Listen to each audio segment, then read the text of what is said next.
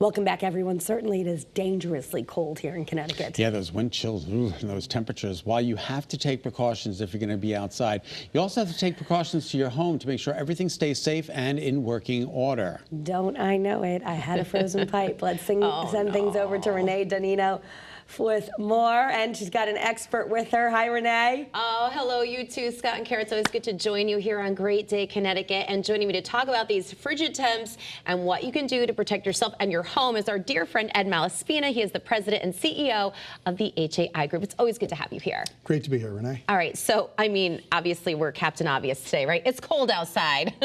So what are some of the things that people need to think about with their homes and protection and such? Right. So what we see insurance-wise right now is slips and falls. Yeah. So water and freezing, obviously not a good pair there. Slips and falls, ice dams. Ice dams largely due to gutters or leaders full, clogged, backing up into the house. But probably one of the most damaging is water pipes that freeze. Oh, I know.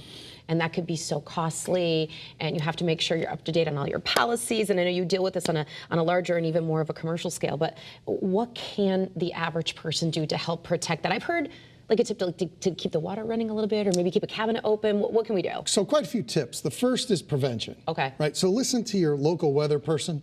They're going to give you an advice on what's coming up. They'll give you a few days notice. So prepare. Prevention-wise, there are a few things you can do to your pipes. They sell foam insulation pipes with a seam. You go to any hardware store, you can put those on yourself. Make sure your house is insulated and prepared for this type of event. So those are the things that are important, especially the weather advice and knowledge. If you do have an event, and this isn't a fun event. This isn't like a black tie dressy event. This not a fun event. This is not a fun event. They average more than $100,000 per claim. Stop it. Yeah. Oh, gosh. Because it's not only the pipe that's damaged, it's everything else, right? So the first thing is locate the source. Right. A lot of times when you have a pipe burst, it'll give itself away a little bit. If you cannot find the drip or the location, usually you've found that you have no water. Look around.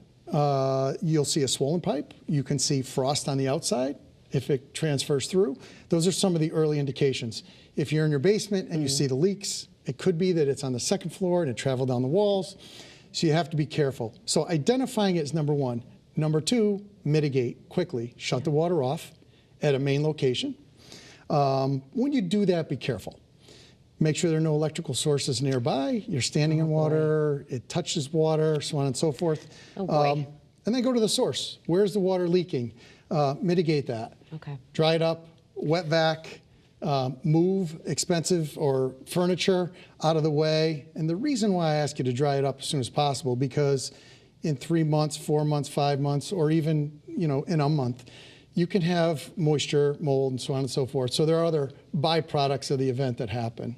You know, there are so many things to think about being a homeowner that you don't necessarily think about when maybe when you're renting or living with mom and dad, right? Because they handle all of this. But these are great advice that are year-round great advice, number one, because water could happen anytime, whether it's frozen or otherwise. Sure. But for the average person, and you're saying mitigate and act responsibly, for insurance purposes, should they take photos? Are there any other tips outside of the obvious, and also locating where to turn your water off? Because if you ask me right now, I don't know where that knob is.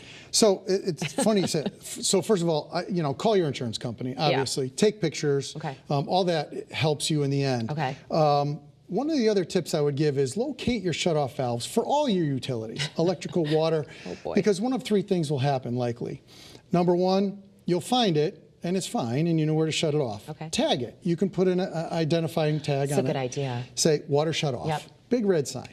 Number two, you might not find it. And that's an important part of the process, because when you're going to need to shut it off, right, you kind of need to know where it is. And the third thing we've seen that can happen is there is no shut off on the inside or in a place where you need it to be. Oh, gosh. So you have to go through that little activity as well. The point we're trying to get across is have a plan, know where the on and off buttons are in your home or knob. I will talk to my husband Sal later this evening. To learn more about HAI Group, please visit their website. It is haigroup.com. Scott and Kara, back over to you. All right, great information there. Thank you, guys. All right, still ahead on Great Day. The sun's going to come out at the Toyota Oakdale Theater this weekend when Annie takes the stage. We're getting a sneak peek of the show from Daddy Warbucks next. And a celebration of flavors. Sun Wine and Food Fest returns to Mohegan Sun this weekend. We're going to learn all about the great things they have planned for this year. First, though, we want to get you a check on today's news and your first alert frigid weather from Studio